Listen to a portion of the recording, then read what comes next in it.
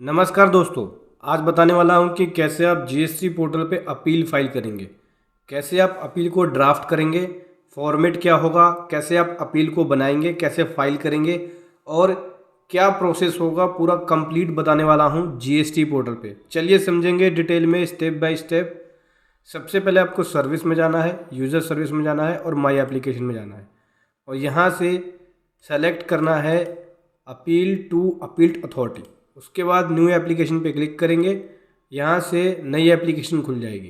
तो चलिए समझते हैं, बहुत कुछ सीखने को आपको मिलेगा इस वीडियो के अंदर। उससे पहले बताना चाहूँगा, जो भी भाई बंधु मेरे चैनल पर पहली बार हैं, इस वीडियो को पहली बार देख रहे हैं, जिन्होंने अभी तक सब्सक्राइब नहीं किया, सब्सक्राइब कर लीजिए, साथ ही साथ बेल आइकन पे भी क्लिक कर लीजिए ताकि इस तरह का कंटेंट आपको मिलता रहे।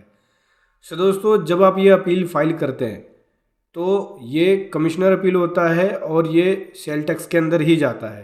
तो जो भी ऑर्डर आपको इशू हुआ है उस ऑर्डर के अगेंस्ट में आप अपील फाइल कर सकते हैं अगर आप सेटिस्फाइड नहीं हैं। अगर आप सेटिस्फाइड नहीं हैं उनके ऑर्डर से तो आप अपील फाइल कर सकते हैं। ठीक है, जैसे कि ई वे बिल के ऊपर पेनल्टी लगा दी, उससे सेटिस्फाइड नहीं है तो कर सकते हैं। रिफ़ंड रिजेक्ट कर दिया या रिफ़ंड का जो ऑर्डर दिया उससे आप सेटिस्फाइड नहीं है, उसके अगेंस्ट में कर सकते हैं। एलयूटी ऑर्डर है उसके अगेंस्ट में, कोई रजिस्ट्रेशन से रिलेटेड कोई ऑर्डर दिया उसके अगेंस्ट में कर सकते हैं, कोई एनफोर्समेंट ऑर्डर है उसके अगेंस्ट में कर सकते हैं। ठीक है, तो बहुत सारे ऑप्शन हैं। तो यहाँ पे सबसे पहले पूछते हैं, चलिए भरते हैं इसको। सबसे पहले पूछते हैं कि ये जो ऑर्डर है मल्टीपल फाइनेंशियल ईयर के लिए है या केवल एक फाइनेंशियल ईयर का है। तो मल्टीपल फाइनेंशियल ईयर के लिए नहीं है, नो पे क्लिक कर दिया अभी। और जो अपील फाइल करने के ऑप्शन है वो अलग अलग है, देख सकते हैं। एनफोर्समेंट ऑर्डर, एनफोर्समेंट ऑर्डर में ज़्यादातर जब ई वे बिल के ऊपर पेनल्टी लगा देते हैं, डिटेंशन एंड शाइजर होता है सेक्शन 129 के अंदर, उस केस में फाइल करते हैं। कोई असेसमेंट से रिलेटेड डिमांड ऑर्डर है उसके अगेंस्ट में कर सकते हैं। रजिस्ट्रेशन से रिलेटेड कोई ऑर्डर है उसमें कर सकते हैं। रिफंड ऑर्डर है उसके अगेंस्ट में। असेसमेंट नॉन डिमांड ऑर्डर है तो उसमें कर सकते हैं। एलयूटी ऑर्डर है तो उसके अगेंस्ट में कर सकते हैं। ठीक है, सो मैं यहाँ पे जो बता रहा हूँ वो रिफ़ंड से रिलेटेड है। प्रोसेस सबका सेम ही है लगभग। रिफ़ंड ऑर्डर ले लिया, अब यहाँ पे आपको ऑर्डर नंबर लिखना होगा। चलिए लिख लेते हैं ऑर्डर नंबर। ऑर्डर नंबर लिख के सर्च पे क्लिक करेंगे, इस प्रकार से अपील के लिए फॉर्म खुल जाएगा। ये पूरा फॉर्म है, सभी तरह के केसेस में इसी तरह का फॉर्म भरना होता है आपको। ठीक है, अब यहाँ पे देख सकते हैं कैटेगरी, जो डिस्प्यूट है उसकी कैटेगरी को सेलेक्ट करना होता है कि डिस्प्यूट क्या है आपका। Miss classification of any goods and service है, उससे रिलेटेड है। कोई रॉन्ग एप्लीकेबिलिटी है नोटिफिकेशन या प्रोविजंस की इस एक्ट में, वो इनकरेक्ट डिटर्मिनेशन है time and value of supply of goods, उस केस में कर सकते हैं। इनकरेक्ट एडमिसिबिलिटी है इनपुट एस क्रेडिट का, उस केस में कर सकते हैं। तो बहुत सारे ऑप्शन हैं, आप उसमें से जो भी आपको लगता है उसके अगेंस्ट में कर सकते हैं। रिफंड ऑन रॉन्ग ग्राउंड, मैं इस केस में ले रहा हूँ। यहाँ पे जो भी आपकी कैटेगरी है सेलेक्ट कर लेंगे, उसके बाद ऐड पे क्लिक करेंगे, यहाँ से कैटेगरी ऐड हो जाएगी। उसके बाद देखो आपको अपील बना के यहाँ अपलोड करनी होती है। ये अपील की एनेक्चर है, अपील बनाना होगा और अपील बना के अपलोड करेंगे। अपील में जो भी सपोर्टिंग डॉक्यूमेंट है, लगभग 4 सपोर्टिंग डॉक्यूमेंट अपलोड कर सकते हो और एक की मैक्सिमम साइज़ जो है वो 5 MB का होगा।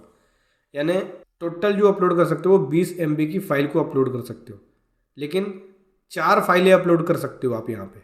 ठीक है, अभी अपील जो बनाएंगे वो कैसे बनाएंगे, तो इसका एक फॉर्मेट होता है। देखो ये है फॉर्मेट, इस फॉर्मेट पे क्लिक करोगे और ये फॉर्मेट हो जाएगा डाउनलोड। मैं आपको दिखाता हूँ, देखो ये आ गया। ये फॉर्म होता है पूरा अपील टू अपील अथॉरिटी। सबसे पहले जो डिटेल है केस की वो भरेंगे, डिस्प्यूट्स जो है केस में रिलेटेड उसकी डिटेल देनी पड़ेगी। तो उसकी डिटेल में क्या क्या डिटेल जाएगी, आपको केस का ब्रीफ देना पड़ेगा, मतलब ब्रीफ में डिटेल्स बतानी पड़ेगी, एक छोटी डिटेल कि भाई ये क्या मैटर था। फिर जो भी गुड्स एंड सर्विसेज इस केस में है इन्वॉल्व उसकी detail, market value size goods का क्या है उसकी डिटेल। फिर यहाँ पे पूछते हैं व्यक्तिगत रूप से जो अपील करता है क्या सुना जाना चाहता है, यस या नो कर सकते। फिर केस का आपको फैक्ट देना होगा कि फैक्ट क्या था, क्या केस था, पूरी डिटेल आपको लिखनी पड़ेगी। अपील का ग्राउंड क्या है वो लिखना पड़ेगा कि किस ग्राउंड के बेस पे आप ये अपील फाइल कर रहे हो। आपको प्रेयर करना पड़ेगा, जो आपका ग्राउंड है उसके बेसिस पे आप प्रेयर कर सकते हैं। फिर उसके बाद ये क्वेश्चन होता है कि क्या अपील जो है वो फाइल हो रहा है प्रिस्क्राइब टाइम पीरियड के बाद, यस या नो कर सकते हो। फिर अगर यस करते हो तो उसका रीज़न देना पड़ेगा, डिले क्यों हुआ, डिले का रीज़न क्या है। ठीक है। तो इस प्रकार से अपील का आपको फॉर्मेट बनाना होगा। देखो ये एक पेज का है, लेकिन जब आप केस का ब्रीफ लिखते हो, केस के फैक्ट को लिखते हो, अपील का ग्राउंड लिखते हो, प्रेयर लिखते हो, तो ये 10 15 20 पेज में भी चला जाता है।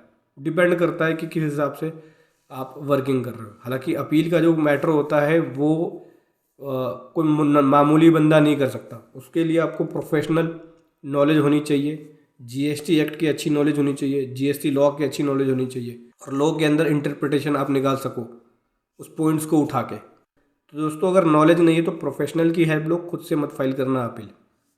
चाहे तो आप हमारी पेड सर्विसेज भी ले सकते हो अपील फाइलिंग के लिए। वीडियो के डिस्क्रिप्शन में पेड सर्विसेज का लिंक मिल जाएगा। तो जब ये अपील बना लोगे, अपील को पीडीएफ में कन्वर्ट करना है। देखो यहाँ बोलते हैं कि पहले पीडीएफ में कन्वर्ट कर लेना अपील बनाने के बाद, और उसके बाद यहाँ पे आपको अपलोड करना होगा उस पीडीएफ फाइल को। साथ साथ उससे रिलेटेड जो भी डॉक्यूमेंट आप लगा रहे हो, सपोर्टिंग लगा रहे हो, वो सपोर्टिंग डॉक्यूमेंट आप यहाँ पे अपलोड करोगे। 4 फाइलें अपलोड कर सकते हो। ये करने के बाद ऑथराइज सिग्नेचर सेलेक्ट करना है, फिर उसके बाद प्रोसीड टू फाइल पे जाके इसको फाइल कर देना है। एक बात और आपको बता दूं, अगर कोई डिमांड रेज है, आप जो अपील फाइल कर रहे हो डिमांड ऑर्डर के अगेंस्ट में कर रहे हो, तो डिस्प्यूट अमाउंट और डिमांड अमाउंट की आपको पेमेंट की डिटेल यहाँ देनी पड़ती है, क्योंकि अपील के अंदर लगभग 10 से 25% के आसपास अमाउंट जमा करना पड़ता है। डिपेंड करता है क्या पेनल्टी लगाई गई है, क्या डिमांड है। तो इस पर क्लिक करने के बाद आपको दिखेगा कि जो केस है उसके अंदर कितना डिमांड किया गया है टैक्स से रिलेटेड। तो वो डिमांड आपको यहाँ पे जमा कराना पड़ेगा। पहले आपको डिस्प्यूट, अगर जितने भी अमाउंट का डिस्प्यूट है उस अमाउंट की डिटेल भरेंगे, ठीक है। फिर उसके बाद डिमांड कितना गया, कितना ग्रांट हुआ और कितना आपको मिला। ये तो रिफंड का केस है तो कितना ग्रांट हुआ कितना मिला उस केस में है ये, ठीक है। लेकिन आपको यहाँ पे अमाउंट एडमिट करना पड़ेगा, फिर जमा कराना पड़ेगा, उसकी डिटेल भरनी पड़ेगी। यहीं पे डिटेल उसकी जाती है।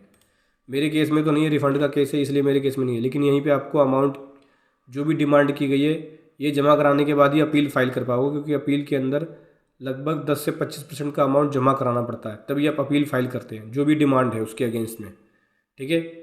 उसके बाद जैसी फाइल कर लोगे माई एप्लीकेशन में जाओगे। माई एप्लीकेशन में जाके यहाँ से आपको सेलेक्ट करना पड़ता है। यहाँ पे देखो अपील टू अपील तो अथॉरिटी पे जाके, और यहाँ से डेट का रेंज देना पड़ेगा। जब भी आप जिस भी डेट में आपने फाइल किया है ये रेंज दे के सर्च पे क्लिक करेंगे। इस प्रकार से अपील सबमिटेड का ऑप्शन दिखेगा, स्टेटस दिखेगा। इस पर क्लिक करोगे एक डैशबोर्ड खुलेगा। ये देखो ऐसा डैशबोर्ड होता है ये। तो जो आपने अपील फाइल करी है, एप्लीकेशन देख सकते हैं, ये हमारी एप्लीकेशन है। जो हमने अपील फाइल करी वो अपील, उससे रिलेटेड सपोर्टिंग डॉक्यूमेंट्स, ये सारा दिखेगा, डिमांड भी दिखेगी। फिर आपको यहाँ पे नोटिस इशू होगा, हेयरिंग के लिए बुलाएंगे, हेयरिंग की डेट देंगे। उस डेट में आपको वहाँ पे प्रेजेंट होना होगा। उसके हिसाब से आपको रिप्लाई, फिर ऑर्डर, फिर रेक्टिफिकेशन, इस हिसाब से आपको मिलेगा। अगर विड्रॉल करना है तो यहाँ पे आके अप्लाई फॉर विड्रॉल पे क्लिक करके अपील को विड्रॉल कर सकते हो। रिमांड की डिटेल्स यहाँ पे आपको दिखेगी। तो ये पूरा डैशबोर्ड होता है अपील से रिलेटेड। तो समझ गए दोस्तों कैसे अपील फाइल करना है जीएसटी पोर्टल पे। वीडियो कैसे लगी ज़रूर बताएं। Thank you so much. जय हिंद, वंदे मातरम।